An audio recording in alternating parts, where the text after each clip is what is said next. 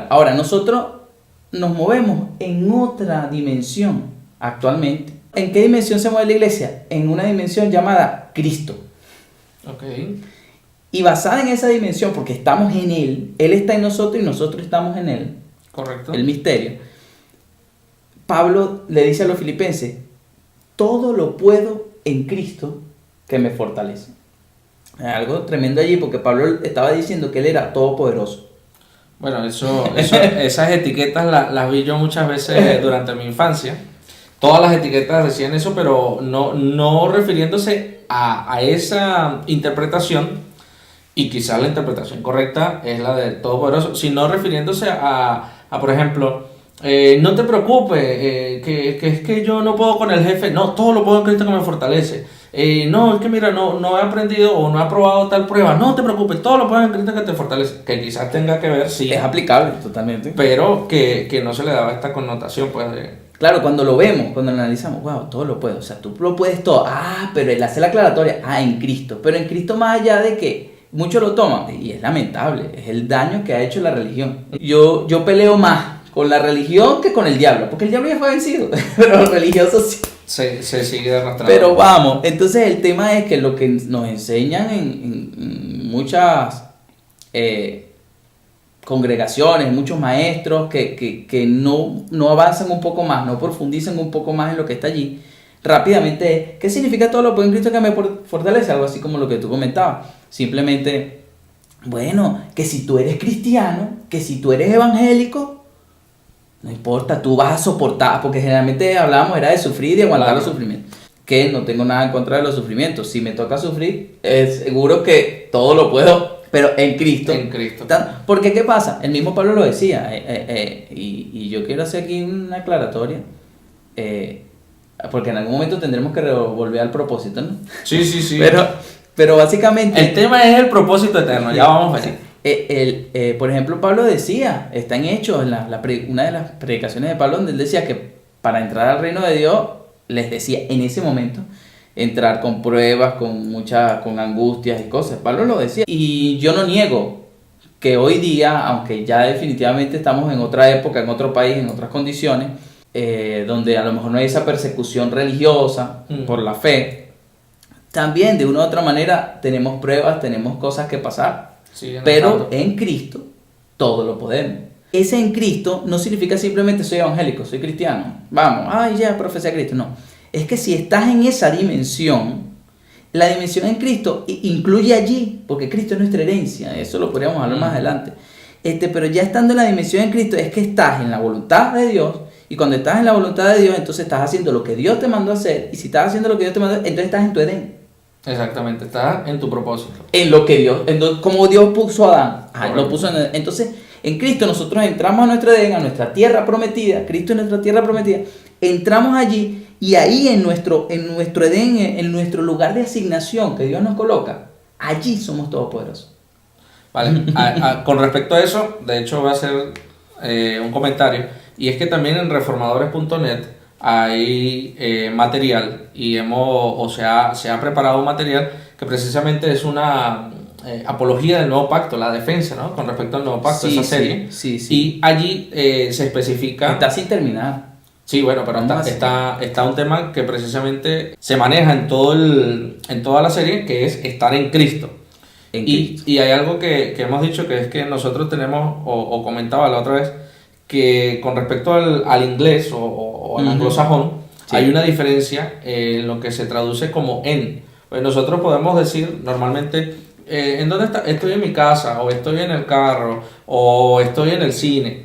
Y eso es, bueno, estás en un sitio y todo aquello, pero en el inglés existen unos términos, pues, para lo que es en. Y específicamente cuando habla de que estamos en Cristo, es eso, estamos dentro, estamos unidos, amalgamados con Él. Entonces no es que estoy sobre, ni estoy al lado, ni estoy cerca, sino que soy uno con Él. Que bueno, es prácticamente lo que estás diciendo, y es lo que tenemos también allí, que aparte aprovecho para volver a decir, en reformadores.net tienen eso allí. Sí, y no te están cobrando por... No, y bueno, esta publicidad ellos no me pagan, pero... Bueno. Bueno, fíjate que es interesante eso que dices de en, porque no solamente es porque en inglés aparece así, porque alguien puede decir sí, pero los manuscritos originales Claro, no están en inglés. No están en inglés. El idioma griego Ujú. en el que se escribe el Nuevo Testamento aparece de esa manera. O sea, Ya el viene. en implica dentro. Ok. Entonces nosotros, así que está bien traducido en inglés, en español está bien, lo que pasa es que en español queda la ambigüedad. Las connotaciones que puede ser arriba, abajo, al lado. Exactamente. Fíjate, tengo aquí algo que, hablando del propósito.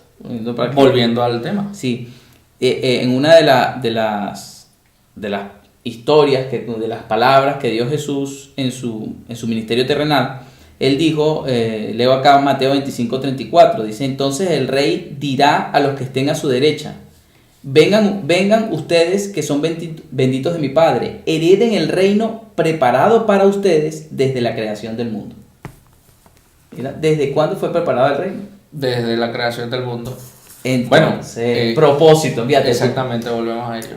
¿Por qué decíamos que el propósito es eterno? Mira, antes de que Adán pecara, Génesis 1:26, Dios les dice, los he creado, porque entonces algunas veces se dice, ¿para qué fuimos creados? Bueno, fuimos creados para adorar, fuimos creados para alabar, fuimos creados para hacer luz, bueno, y todo eso es cierto. Que es verdad, claro.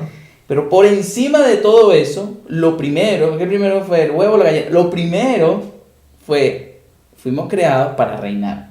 Ese reino incluye todo eso. Claro, ese es un cóctel. Pero el es nombre un del cóctel es reinar. Reino, exacto, gobierno. Ahora, Adán peca y pierde la autoridad. Ujú. Ese reino, la autoridad que él tenía, él voluntariamente, porque él sí tenía libre albedrío. Libre albedrío, que ya eso lo discutiremos en la próxima. Él voluntariamente, porque él podía elegir entre el bien y el mal.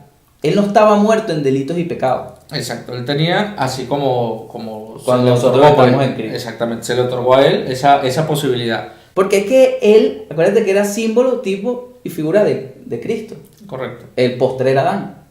Entonces justamente, Adán, luego viene Cristo con la misma... Cristo también tenía libre albedrío. Claro. Y él podía elegir pecar y eligió No pecar. Él tenía esa. Ahora, cuando Adán elige pecar, porque, engañado por la serpiente, porque que si dudó de Dios, porque lo que sea, porque Pero fue su decisión. Fue su decisión. Cuando él elige pecar, él desobedece. No es simplemente un pecado, es una transgresión. Por eso es que Romanos 5 nos dice que por la transgresión de uno. Y dirán, bueno, pero transgresión no es pecado. Bueno, Pablo lo diferencia. Claro. En Efesios 2 dice que nosotros antes estábamos muertos en delitos y pecados. Y la palabra delitos allí, en griego, en el original griego, es la misma que utiliza el mismo Pablo en Romanos 5. Para transgresión. Y que se traduce como transgresión. Entonces es la misma palabra y la separa de pecado, que en griego es, bueno, la pronunciación, yo no soy muy bueno pronunciando en griego. En inglés, tampoco. Okay. Pero es hamartia. Okay. Con H, hamartia. Esa es la palabra que aparece, que se traduce generalmente como pecado en el Nuevo Testamento. Entonces Pablo dice que estábamos muertos en delitos, en transgresiones y pecados. ¿Por qué hace esa separación? Hay diferencia. Algo quiso decir, por supuesto. Hay diferencia. Y es que justamente Adán transgredió. ¿Por qué transgredió? Porque transgredió con conciencia. Él podía elegir no hacerlo y lo hizo. Y se fue por allí.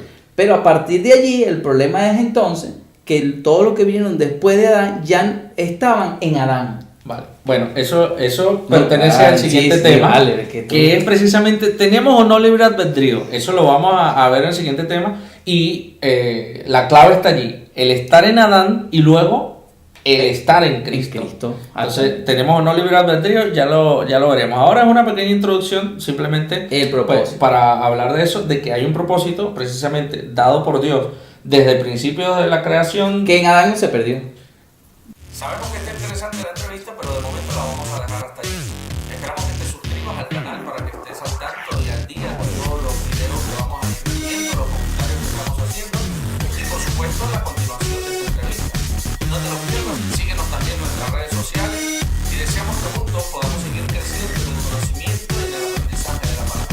Muchas gracias por estar aquí y nos vemos en la próxima.